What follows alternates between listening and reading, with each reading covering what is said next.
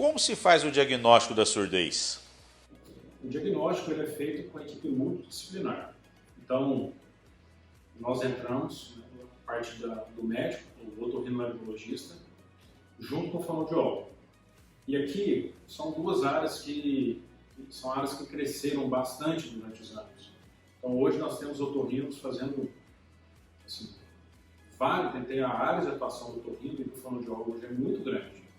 Então, de preferência, o paciente deveria procurar um otorrinolaringologista que é subespecializado ou cuja área de atuação é a deficiência auditiva e implante coclear, assim como o fonoaudiólogo, que de preferência é especialista nos exames audiológicos, especialmente naqueles exames mais complexos, né, como o BERA, as emissões autoacústicas, e que também trabalhe com deficiência auditiva. Aqui em Goiás, posso dizer que nós estamos entre os melhores estados, muito bem servido de equipe. Então, aqui nós temos excelentes médicos, médicas e fonoaudiólogos que atuam nessa área com maestria. Então, aqui em Goiás, nós estamos assim, bem servidos de equipe. Quais exames são necessários antes de se fazer a cirurgia? Obviamente vai depender muito bem do caso, mas o básico de uma avaliação é uma audiometria, um BERA e emissões autoacústicas. Isso aí é o exame audiológico básico para casos mais simples de avaliação. E nós entramos com anamnese, com exame físico e com estudo radiológico. Mas, em alguns casos, nós precisamos da avaliação do neurologista, neuropediatra, avaliação comportamental da criança. Então, esse leque ele pode se expandir. Junto a isso, existe uma avaliação específica do fonoaudiólogo em que ele vai fazer testes de fala com o paciente, com e sem aparelho auditivo, e aqui a gente volta de novo à necessidade de que o fonoaudiólogo trabalhe muito bem nessa área, porque é justamente aqui que a gente divide entre operar ou não. Então essa avaliação é uma avaliação complexa, difícil, varia muito de paciente para paciente, tem que ter muita paciência e com esses exames em mãos já dá para ter uma decisão se o paciente vai ou não para a cirurgia. Principalmente antes de operar é necessário uma experiência com o aparelho auditivo para aqueles que nunca utilizaram. Então, em geral, para crianças pequenas, para bebês, a gente tenta uma experiência com 3 meses, pelo menos, de aparelho auditivo. E nesse tempo, o fonoaudiólogo vai avaliar o comportamento da criança e a evolução da criança, nas avaliações no seu consultório, nas audiometrias de campo livre, né? nas pesquisas de som de língua, tem vários protocolos que ele utiliza. E dessa forma a gente consegue decidir ou não levar um paciente para um implante coclear. Nos pacientes adultos que já ouviam, aí sim são casos mais fáceis de serem avaliados, especialmente se a perda é recente. É uma coisa também que a gente divide bastante. A perda recente e a perda é muito tardia. Usou ou não o aparelho auditivo? O aparelho auditivo, ele era um bom aparelho auditivo? Teve acompanhamento com o fonoaudiólogo? Então, isso é muito importante para a indicação de uma cirurgia de implante coclear. Existe uma avaliação psicológica para saber se essa criança, se essa família está apta para ser submetida ao implante coclear? Sim, a avaliação psicológica ela está no protocolo para indicação de implante coclear. Obviamente, ali o médico e o fonoaudiólogo eles conseguem tatear para ver essa necessidade. Por isso que o médico, o fonoaudiólogo e a terapeuta, inclusive, depois da cirurgia, nós entramos na família. Porque são pacientes que vão acompanhar a gente para o resto da vida. Uhum. Então, ali no pré-operatório, a gente consegue sentir algum tipo de necessidade.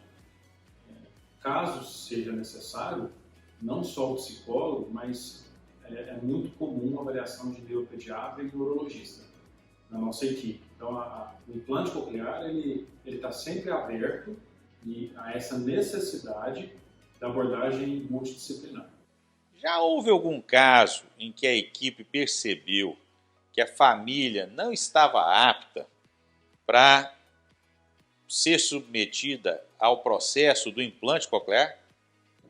Nós isso acontece, já discuti essa situação com vários colegas médicos e fonoaudiólogos. A gente tem como ter essa ideia ou essa noção, mas infelizmente não cabe a gente dizer se a criança deve ou não deve operar, porque a vida dá voltas, né?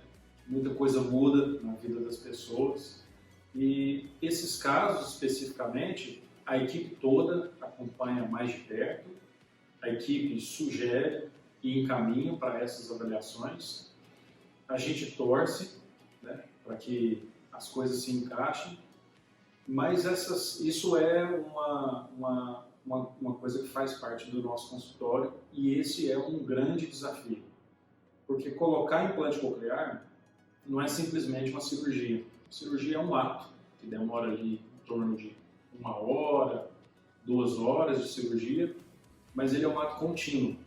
Ele é contínuo para a vida do paciente, especialmente da criança. Ele é contínuo na vida dos pais.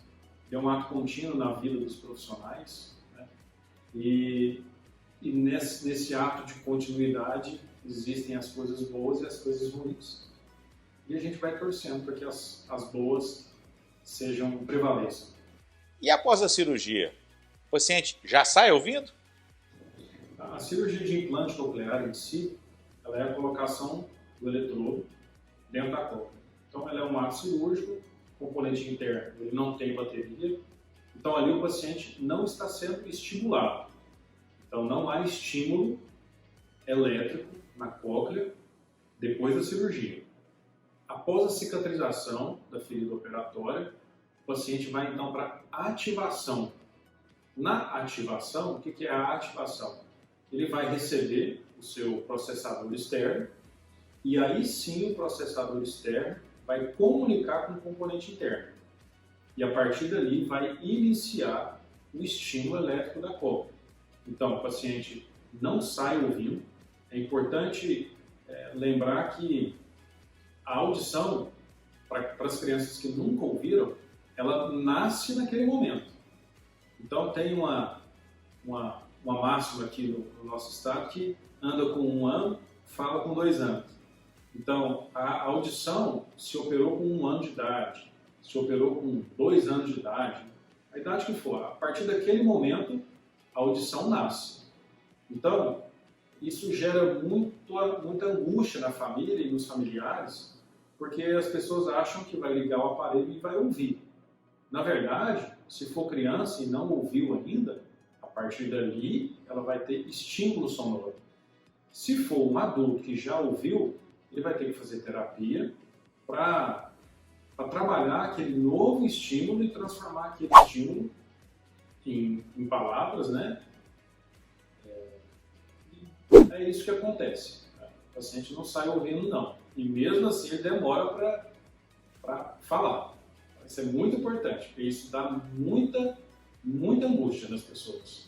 E por ser uma tecnologia muito avançada, é de se esperar que os resultados sejam mais rápidos do que o processo natural de audição. Não é assim. Na verdade, é mais difícil, inclusive. Na verdade, é como se a criança fosse um HD, que não tivesse nenhuma informação, nada de dados dentro dela. Só depois que ela começa a ouvir, que ela vai aprender realmente a falar, não é isso? Se o diagnóstico for confirmado de forma muito segura, já dá para se operar a partir de 6 vezes. Uhum. Alguns cirurgiões esperam 1 ano, que é o tempo de maturação do processo auditivo, mas se a confirmação for feita, pode ser operado antes. Existe um grande detalhe aí, que como você falou, a criança vai começar a ouvir, mas com uma necessidade de que aquele aparelho, processador externo, seja regulado, a gente chama de mapeado. Então, além disso, ela tem um aparelho externo que vai precisar ser adaptado a ela. Então, além do processo natural, do tempo natural de ouvir e falar, também tem a questão de regular o aparelho para aquela criança. Então, ele é um processo muito mais complexo. O que há de novo na cirurgia do implante coclear? Hoje, atualmente, a grande evolução está na evolução dos eletrodos e dos materiais de biocompatibilidade e na bateria. Então, hoje, na verdade, não só no implante, mas cada vez que há uma revolução energética, né? Ou seja, quando você consegue diminuir uma potência energética num tamanho menor, tudo evolui. Então, evolui as baterias dos carros, a bateria do aparelho auditivo, e assim vai a evolução também do implante coclear. Então, essa parte de eletrodos, de biocompatibilidade, de bateria, hoje é uma coisa que está indo muito rápido. A cirurgia robótica não é comum ainda, a cirurgia robótica, mas é uma coisa que está sendo evoluída para o futuro. E a esperança maior é a implantação de célula-tronco na cóclea, cujo objetivo é restabelecer a fisiologia coclear. Esse é o objetivo, é fazer com que as células ciliares que se foram, né, elas voltem ao normal. Então isso aí já está avançado, já existem muitas pesquisas já avançadas nessa área, e esse vai ser o grande futuro da perda auditiva. Você acredita que a célula-tronco vai resolver todos os casos de perda auditiva? Se conseguir resolver a da perda severa profunda, acabou, vai todo mundo junto. Entende? Isso vai acontecer. Você acha que aí vai ser o final dos aparelhos auditivos? Estamos diante de uma nova ideia e tecnologia disruptiva. Esse vai ser o nosso cérebro.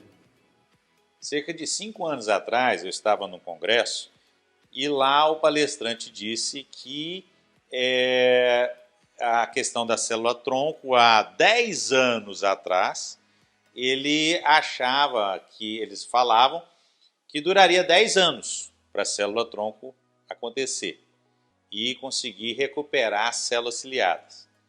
Quer dizer, isso aconteceu há 5 anos, quer dizer, está faltando mais 5 anos. Você consegue fazer uma previsão? Você acredita que daqui 5 anos a gente vai chegar nesse ponto? Casos iguais a esse, né, de previsão de futuro, cheio, né, na medicina. Nós temos uma área da rinologia em que a questão da polipose nasal também entrou nessa mesma questão. Eu não ouso de forma alguma dizer o que vai acontecer, ou seja, com a parte de célula-tronco ou futuro, ou se alguma tecnologia vai acabar ou não. Se eu estiver usando as melhores coisas do presente, eu já estou satisfeito e realmente eu tenho muita prudência em não fazer essas previsões que tem que ter muita certeza para falar uma coisa dessa. Então eu não sou capaz de fazer esse tipo de coisa no futuro. Pedro, me conta um pouco da sua história na medicina. Eu me mudei eu sou goianiense especificamente, e fui fazer faculdade de medicina em Petrópolis, no Rio de Janeiro. Terminando a faculdade, minha família mudou para a Bahia, nesse espaço de tempo de faculdade, fui fazer residência em Salvador, nas obras sociais de Irmã Dulce, hoje Santa Dulce, né, no Hospital Santo Antônio, onde foi uma aula de humanidade. O hospital é realmente abençoado, é uma obra abençoada. Terminei a residência, fiquei 6 meses fazendo um fellowship de implante coclear. Quando voltei em 2019 para Goiânia, e comecei a minha atuação sempre no Hospital Otorrino de Goiânia, e fiz parte da primeira equipe de implante coclear do Centro de Reabilitação Henrique Santino, aqui em Goiânia, que é conhecido como CRER. E hoje eu atuo exclusivamente no Hospital Otorrino de Goiânia, fazendo cirurgias odontológicas diversas, seja ouvido crônico ou seja a parte de deficiência auditiva. Então, hoje é isso que eu faço e é isso que eu amo fazer. Pedro, queria te agradecer imensamente você ter concordado em nos dar essa entrevista, falar sobre o implante coclear. e te agradecer muito, porque além de um grande otorrino, você é um grande amigo que eu tenho. Muito obrigado e até as próximas entrevistas. Obrigado. Eu agradeço a todos vocês, ao Marco Aurélio, a Luciana, a equipe do Microsom novamente. Estamos todos vivendo essa época de pandemia, né? Estamos no começo de 2021. Eu desejo a você e a toda a sua família muita tranquilidade, paz, muita saúde, que todos se mantenham unidos, porque isso também passa. Isso vai passar e nós temos que passar com muita saúde, muita esperança e muita fé. Obrigado, um abraço a todos. Fiquem todos com Deus.